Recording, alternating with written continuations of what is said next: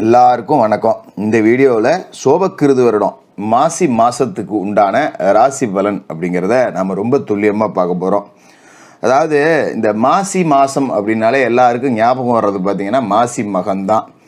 இந்த மாசி மகம் அப்படிங்கிறது ஒரு சிறப்புமிக்க ஒரு நன்னாள். ஏன்னா நமக்கு எந்த ஒரு நல்ல காரியம் நடந்தாலும் நம்மளோட குலதெய்வ அனுகிரகம் வேணும், அதோட நம்மளோட முன்னோர்களோட ஆசீர்வாதம் அப்படிங்கிறது நமக்கு வேணும். அப்போ நம்ம குடும்பத்தில் கடந்த காலகட்டத்தில் வாழ்ந்து மறைந்தவர்களுக்கு அந்த திதியை நாம் முறையாக கொடுக்கணும். சில பேர் கால ஓட்டத்தில் மறந்து போயிடுவாங்க இயந்திர வாழ்க்கையில். அப்படி இருக்கிறவங்களாம் இந்த மாசி மக நன்னாளில் அவங்களுக்கு தர்ப்பணங்களை முறையாக செய்யக்கூடிய வாய்ப்பு அப்படிங்கிறதையும் நமக்கு கொடுக்குது. இப்போ இந்த மாசி மக நாளில் முன்னோர்களுக்கு செய்ய வேண்டிய காரியங்களை செய்யுங்க. இந்த மாதத்துக்கு உண்டான கிரகங்கள் ராசி மாற்றங்கள் அப்படின்னு பார்த்தீங்கன்னா, சூரிய பகவான் தன்னோட பகை கிரகமான சனி பகவானோட வீட்டில் போய் கும்பராசியில் அவரோட சேர்ந்து உட்காந்துருக்காரு. செவ்வாய் மகர ராசியில் இருக்கார், புதன் கும்பராசியில் இருக்கார், மாசி 19 மீனத்துக்கு போகிறாரு, சுக்கிரன் மகரத்தில் இருக்கார், மாசி 25 கும்பராசிக்கு போகிறாரு. சனி பகவான் கும்பராசிலே ஆட்சியில் இருக்கார், குரு பகவான் மேசராசியில் செவ்வாயோட வீட்லேயும், ராகு குருவோட வீடான மீனத்துலேயும் உட்காந்துருக்காங்க, கேது புதனோட வீடான கன்னியில் உட்காந்துருக்காங்க.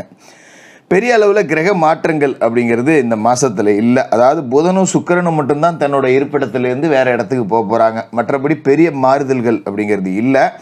காலசக்கரத்தோட 11வது வீட்டில் சனியும் சூரியனும் பகை கிரகங்கள் கூட்டணி போட்டிருக்கு. இது ஒரு விதமான ஆபத்தை கடந்து ஜெயிக்கக்கூடிய அமைப்பு அப்படிங்கிறது தான் காட்டுது. சரி, உங்களுக்கு எப்படி இருக்குது அப்படிங்கிறத பார்த்துருவோம். விருச்சிக ராசி நேயர்களே, உங்களுக்கு இந்த மாசி மாதம் எப்படி இருக்குது அப்படின்னு பார்த்தோம்னா, மாத தொடக்கத்தில் ராசிக்கு அதிபதி உச்சம்.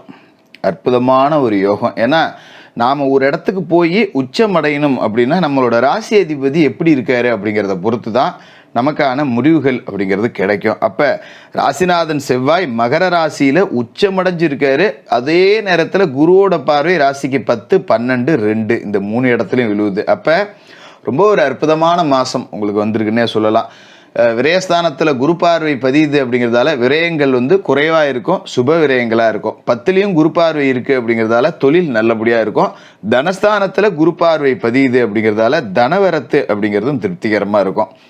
அதுமாரி கேட்ட இடத்துல உதவி அப்படிங்கிறது கிடைக்கும். நண்பர்கள் மிகப்பெரிய அளவில் இந்த மாதத்தில் உங்களுக்கு ஆறுதலாகவும் ஆதரவாகவும் இருப்பாங்க. தொழில் ஒரு வெற்றி நடையை நோக்கி போவோம் அப்படின்னே சொல்லலாம். உத்தியோகத்தில் உயர் பதவிகள் கிடைக்கிறதுக்கான சந்தர்ப்பங்கள் இப்போ கைகூடி வரும். எல்லாத்தையும் விட முக்கியமான ஒரு விஷயம் என்னன்னா, உங்களோட ராசிக்கு அர்த்தாஷ்டம சனி இருக்கு இல்லையா, அர்த்தாஷ்டம சனி உங்களுக்கு உடல் பிணியை கொடுத்துருக்கோம். திடீர்னு நமக்கு என்னமோ ஆயிடுச்சு. ஒரு பக்கம் பார்த்தீங்கன்னா கையெல்லாம் வலிக்குது, காலையில் ஏந்திரிச்சா உடம்பு அடிச்சு போட்டாப்புல இருக்குது, ஏந்திரிச்சு வேலைக்கு போகவே முடியல, எங்கேயாவது யாருக்காவது ஒரு நெஞ்சு வலின்னு கேள்விப்பட்டால் நமக்கு படப்படங்குது, யாருக்காவது ஏதாவது ஒன்று ஆச்சுன்னா நமக்கும் அது மாதிரியே ஆகிடுமோன்னு ஒரு பயமாக இருக்குது. ராத்திரியில் படுத்து தூங்கணுன்னா திடீர்னு ஒரு வேர்த்தா கூட நமக்கு பயமாக இருக்குது. உடனே ஃபோனை எடுத்து ஏதாவது அறிகுறி இருக்கான்னு நம்ம உட்காந்து ஃபோனில் தேடி பார்க்குறோம். இந்த மாதிரி இருந்திருக்கும். இந்த மாதத்தை பொறுத்த வரைக்கும் இந்த சுக பிரச்சனை அப்படிங்கிறது எதுவுமே உங்கள் கிட்டே கூட அண்டாது. நம்ம ஆரோக்கியமாக இருக்கோம், நமக்கு ஒன்றுமே இல்லை, நல்லா தான் இருக்கோம் அப்படிங்கிற ஒரு தெளிவான மனநிலைக்கு நீங்கள் வந்துடுவீங்க. இதுதான் வாழ்க்கையில் ரொம்ப ரொம்ப ரொம்ப முக்கியம். இது கடந்த காலகட்டத்தில் அடிபட்டு போயிருந்தது. நமக்கு ஏதோ ஆயிடுச்சோன்னு நினச்சி பல வேலைகளை நம்ம செய்யாமலே விட்டுட்டோம். திடீர்னு பார்த்தீங்கன்னா உடல் பருமன், ஒரு படிக்கட்டு ஏறினா மூச்சு வாங்குது, இறங்க முடியல, ஏற முடியல, ஒரு கீழே குனிஞ்சு ஒரு பொருளை எடுக்கணுன்னா கூட சங்கடமாக இருக்குது. இப்படி இருந்த நிலைமை இதுக்கு மேலே இந்த மாதத்தில் மாறும். இன்னும் சொல்ல போனால் நமக்கு உடம்பை நம்ம கண்ட்ரோலில் வச்சுக்கணும் அப்படின்னு பல நாளாக நீங்கள் முயற்சியும் செஞ்சுருக்க மாட்டீங்க. இந்த மாதத்துலேருந்து உங்களோட உடல் ஆரோக்கியத்துக்கு அதிக முக்கியத்துவம் கொடுப்பீங்க. சாத்வீக உணவு முறைகளுக்கு மாறுவீங்க. தீய பழக்க வழக்கங்கள் இருந்தால் அதை விட்டுடணும் அப்படின்னு நினச்சிங்கன்னா நிச்சயமாக இந்த மாதத்தில் கிரகங்கள் ஆதரவாக இருக்குது. தீய பழக்க வழக்கங்களையும் விட்டுடலாம், உணவு முறையும் மாற்றிடலாம், உடற்பயிற்சியும் தொடரலாம். இந்த மாதத்தில் மாசி முடியும் போது ஒரு பழைய உடல் ஆரோக்கியத்தை நான் அடைஞ்சிட்டேன், ஒரு 10 வருஷம் பின்னோக்கி போன மாதிரி ஒரு இளமை திரும்பிச்சு அப்படின்னு நீங்கள் உணரக்கூடிய வாய்ப்பு அப்படிங்கிறது பரிபூர்ணமாக இருக்குது. அதோட மாத தொடக்கத்தில் கும்பராசியில் புதன் இருக்காரு, அங்கே சூரியனும் இருக்காரு. சூரியனோட சேர்ந்து புத ஆதித்ய யோகத்தை கொடுக்குறாரு. அப்போ கல்வி சம்பந்தமாக எடுத்த முயற்சி எல்லாத்துலேயுமே வெற்றி. இப்போ பிள்ளைகளை நல்ல கல்வி ஒன்று படிக்க வைக்க போகிறேன், இல்லை வெளிநாட்டுக்கு அனுப்பிச்சு படிக்க வைக்கலான்னு இருக்கேன், இல்லை ஒரு அரசு போட்டித் தேர்வு எழுதலான்னு இருக்கேன், இந்த மாதிரியான சாத்தியங்கள் இருந்தது அப்படின்னா செய்யுங்க, வெற்றி கிடைக்கும். அதுமாதிரி அரசியல் களத்தில் இருக்கிறவங்களுக்கு பொறுப்பு கிடைக்கக்கூடிய வாய்ப்பு இருக்குது. ஒரு கட்சியில் இருக்கேன், எந்த பதவியும் இல்லாமல் இருக்கேன், ஏதாவது ஒரு பொறுப்பு கொடுத்தா நல்லா இருக்கும்னு பார்க்குறேன், அப்படி யோசிச்சுட்டு இருந்தவங்களுக்குலாம் இந்த காலகட்டத்தில் பொறுப்பு கிடைக்கும். செவ்வாய் சாதகமாக இருக்கார், புதனும் சாதகமாக இருக்கார். அது மாதிரி தொழிலை விரிவு செய்யலாமா அப்படின்னு யோசிக்க ஆரம்பிப்பீங்க.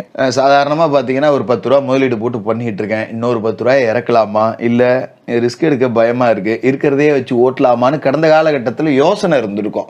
அந்த யோசனையை தாண்டி இப்போ அதை செயல்படுத்த ஆரம்பிச்சிருவீங்க. இப்போ சாதாரணமாக ஒரு பொட்டி கடை வச்சுருந்தா ஒரு டீ கடை போடுறது, டீ கடை வச்சுருந்தா ஒரு ஹோட்டல் போடுறது, இந்த மாதிரி தான் செய்யக்கூடிய தொழிலே இன்னொரு 10 ரூபாயை இறக்கலாமா அப்படின்னு நினைக்கக்கூடிய வாய்ப்பு, அதை செயல்படுத்தி காட்டக்கூடிய அமைப்பு ரெண்டுமே இந்த மாதத்தில் இருக்குது.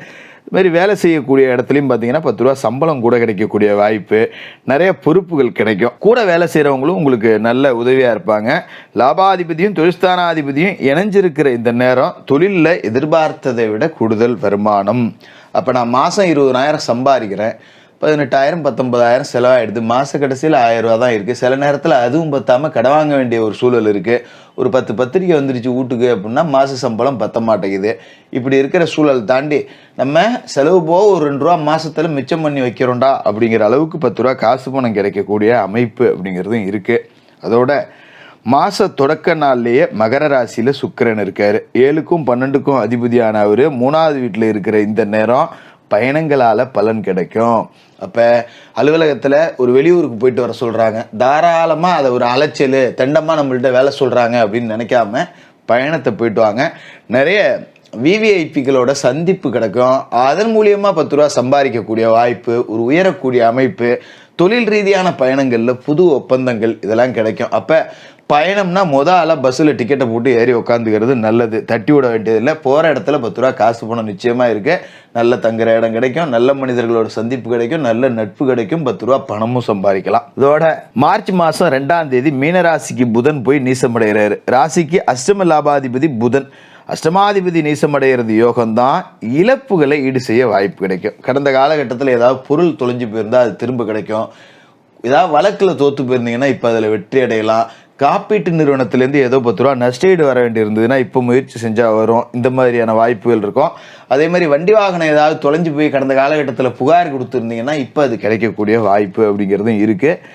பல முறை முயற்சி செஞ்சும் நடக்காத காரியங்கள் எல்லாம் இந்த காலகட்டத்தில் நடக்கும்.